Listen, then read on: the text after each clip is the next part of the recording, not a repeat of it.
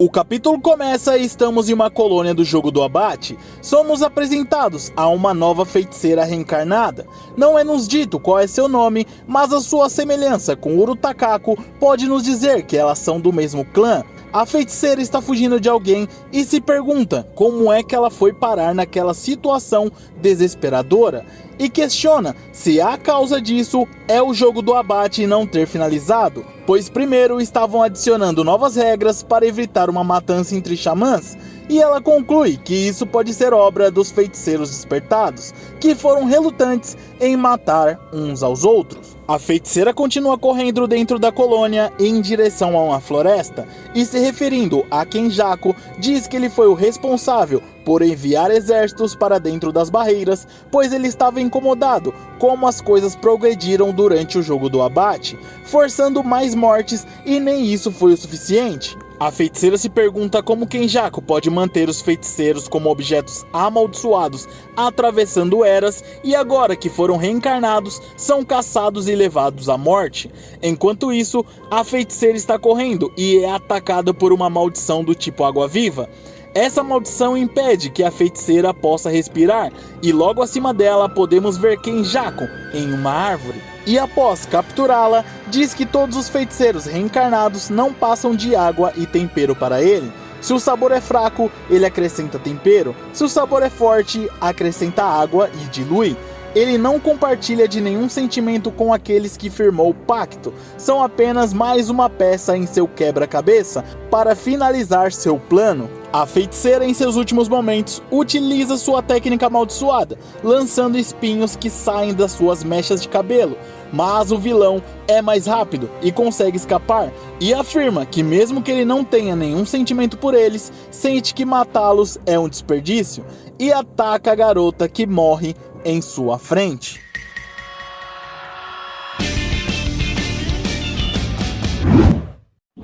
Fala galera, aqui quem fala é o Dante, e hoje de volta para trazer a análise do capítulo 239 de Jujutsu Kaisen. Pô, que capítulo que nós fomos trollados. Eu estava crente que veríamos as novidades ali do Yuji Itadori, mas muitos de vocês, na verdade, falou que gostou lá na aba comunidade de ver essa mudança de perspectiva, mostrando Kenjaku, o que ele tá fazendo ali dentro das colônias. E o mais importante, é claro, como a gente falou, e quem me acompanha sabe, que o capítulo 240 de Jujutsu Kaisen terá a capa dupla e colorida na Jump. E talvez esse foi o motivo da mudança de ambiente, para que a página colorida da semana que vem seja Sukuna versus Itadori Higuruma. Mas mais tarde a gente fala disso no vídeo. Antes disso, peço seu like na confiança, que ajuda demais na divulgação. E é claro, a sua inscrição com o sininho ativado para que você não perca mais nenhum conteúdo. Agora, sem mais enrolação, bora para a nossa análise de hoje. Após o cientista maluco matar a feiticeira, ele continua conversando com o cadáver, afirmando que consegue rastrear todos os feiticeiros reencarnados devido ao objeto amaldiçoado, e os feiticeiros despertados também, pois eles possuem um símbolo amaldiçoado, e mesmo que não precisassem, todos eles ficaram dentro das colônias, mas também porque não tinha motivo para eles saírem. Eles não iriam conseguir se adaptar à sociedade ou serem perseguidos posteriormente. Nesse momento, uma voz atrás de Kenjaku avisa que a feiticeira já está morta. Ela não tá mais escutando nada. Mas o Kenjaku responde que acaba falando sozinho, na verdade, e que isso deve ser consequência de uma vida tão longa, e assim o número de amigos dele acabou diminuindo. E vemos que a pessoa ali que está conversando com Kenjaku é o Hazenok, aquele feiticeiro maluco kamikaze que utiliza partes do corpo para atacar o oponente. Kenjaku então fala para ele que não se importaria em se tornar amigo do Hazenok, e já que ele agora é um candidato a se tornar amigo de Kenjaku, algumas condições ele deve cumprir. Primeiro, não o deixar entediado, e segundo, estar no mesmo nível que ele. Hazenok então responde que não é uma boa ideia, pois aprendeu a lição, e não fará amizade com gente de cabelos longos, se referindo à sua má experiência lá com o Reg. Nesse momento, Kenjaku pega o celular e pede para Hazenok dar uma segurada e dar uma guardada. E no celular ele vê aquele momento em que Sukuna cortou Gojo e entende como foi o corte de Sukuna, uma extensão do alvo da técnica. Hazenok então lamenta ali, pois Gojo, se tivesse ganhado a luta, Kenjaku seria o próximo alvo, e assim ele poderia ganhar uma ajuda em sua batalha. Mas o cabeça costurada manda parar com as ilusões. Ele colocou várias maldições e técnicas de barreira ao redor de Shinjuku para vigiar o que acontece lá. São vários padrões de monitoramento, sendo um deles a quantidade de energia amaldiçoada. Se qualquer xamã deixar o local, ele descobrirá, pois o tempo todo ele monitora a quantidade de energia amaldiçoada dos feiticeiros, principalmente o número 2 entre os xamãs, o Yuta Okotsu. E é claro, ele compartilha a visão com as maldições que lá estão, sendo sua medida de proteção, pois não pode ignorar feiticeiros como o Maki, que despertou a restrição celestial, e o irmão mais jovem de Mei Mei, que possui uma técnica de teletransporte espacial. É interessante ver o quanto ardiloso foi Kenjaku em armar todo esse plano. Pensando nos mínimos detalhes, ele está completamente conformado em não ser o mais forte entre os feiticeiros, mas armou cada peça do tabuleiro para que derrubasse o que era inconveniente para ele. E mesmo sendo poderoso, ainda coloca vários obstáculos para que seu plano não saia dos trilhos. E é interessante ver o quanto ele está tranquilo e tudo parece conforme sua música, tudo se alinhando para sua conclusão final. Hanezoki então diz que Kenjaku com essas medidas mostra o quanto ele tem medo e que ele se preparou para fugir quando assim achar necessário, mas Kenjaku diz que isso ficará entre eles e questiona se Hanezoki continuará enrolando, pois não chegará ninguém para ajudá-lo.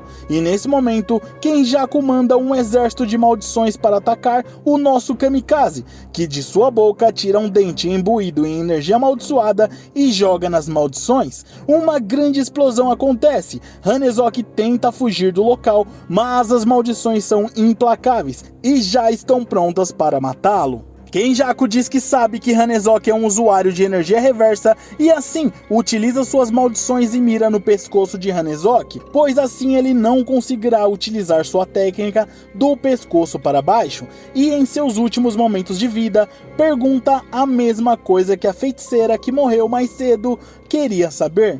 Afinal, qual é o plano e objetivo de Kenjaku? De forma irônica, Kenjaku responde que um pacto fará o jogo do abate se encerrar ao eliminar todos os jogadores restantes, e depois será feita a assimilação dos humanos e o mestre Tengen, e questiona se Hanezoki não gostaria de ver algo que nunca viu antes, se nunca quis ter certeza de algo que achava interessante, se realmente será interessante, e se isso não é o que é viver. Hanezoki então responde que se ele quer ver algo interessante, por que não olha toda a cagada que ele faz pela manhã? E essas foram suas últimas palavras. No próximo quadro, Kenjaku já parece estar surpreso por ver alguém improvável, o feiticeiro despertado Takaba, que fala que veio de Hakudeite. Kenjaku parece estar incrédulo com Takaba à sua frente e questiona o porquê ele veio sozinho para derrotá-lo e não está sendo vigiado, pois não tem nenhum corvo da Mei com ele. E pela variação da quantidade de energia amaldiçoada, ele chegou ali no local com a técnica de teletransporte do irmão mais novo de Mei, mas é bizarra e sem sentido aos olhos de Kenjaku mandar Takaba para matá-lo. Kenjaku então de forma rápida ataca o nosso comediante usando as suas maldições e fala que não está interessado em jogadores despertados, pois eles apenas serviram para dar número de participantes no jogo do abate e que talvez somente Higuruma tenha algum potencial. Mas algo inesperado acontece. Takaba surge, não sendo afetado pelo golpe do cabeça costurada. Takaba está extremamente inconformado com a situação e diz que vai chutar o traseiro do vilão e o levar para a cadeia. Kenjaku não entende como isso poderia ter acontecido e diz que é a primeira vez que ele se sente daquela forma. E não é que o ataque não funcionou, mas é como se ele sentisse que o ataque não estivesse funcionando.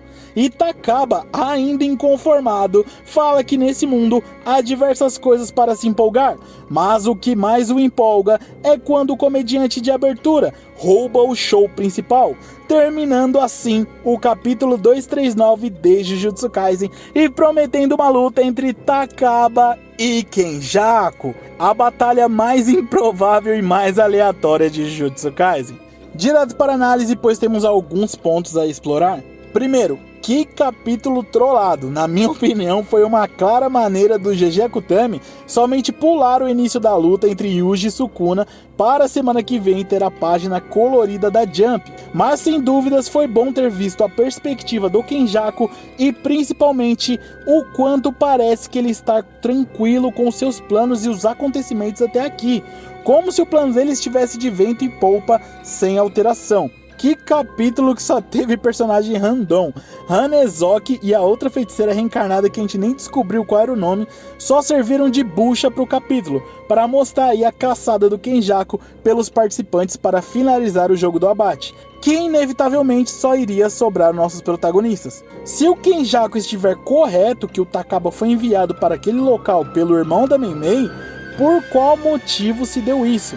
Porque enviar o Takaba em direção ao Kenjaku sozinho não me parece algo pensado, até porque o Takaba nem estava assistindo a luta entre Sukuna e Gojo, mas o Kenjaku sentiu uma alteração de energia lá em Shinjuku. Não ficou muito claro o motivo, mas Takaba está aí pronto para levar o show principal aí contra o Kenjaku. E é claro, uma luta entre os dois é claramente possível. Os poderes do Takaba são realmente absurdos. E é ótimo, na verdade, que ele não entenda como funcionam os poderes dele, porque ele pode ser um deus ex-máquina de Jujutsu Kaisen sem limites. E Akutami, na verdade, deve estar preparando um fim para ele, pois ele é um perigo pro próprio universo de Jujutsu Kaisen. Bom, galera, se você ficou até agora, não se esqueça de deixar o like e compartilhar esse vídeo nas suas redes sociais. Te agradeço demais, vocês estão me ajudando muito aqui no YouTube. Eu vou ficando por aqui, até o próximo vídeo e tchau!